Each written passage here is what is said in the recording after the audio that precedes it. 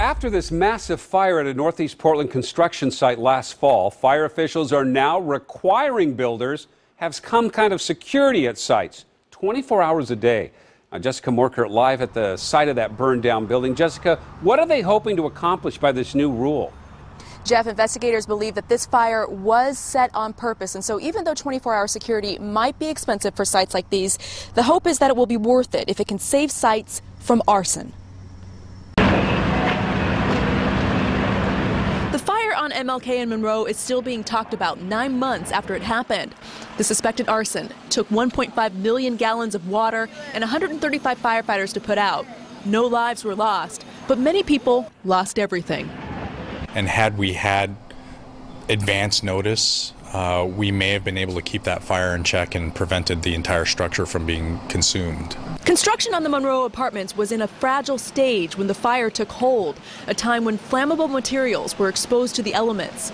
Portland Fire spokesperson Tommy Schroeder tells me buildings in the same phase can easily become targets for arsonists or anything that could spark a blaze. The biggest danger with these buildings is not only because they're 4 to 5 stories tall, but during the framing portion of the construction phase, they're completely exposed. So wood construction projects at around 4 to 5 stories high are now required to have 24-hour security. For the MLK site, that means about $6,000 to $10,000 more a month to hire the resources, a cost that could be passed down to the consumer. Is this overkill? I don't believe that it is overkill.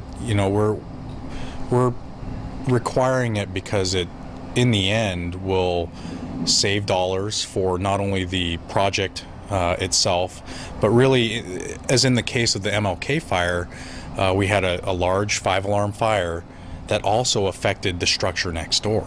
Pavilion Construction is now rebuilding the Monroe apartments. President Brian Garretts tells me, "I don't believe that the PFB is shifting the burden of prevention solely upon developers and turning their backs.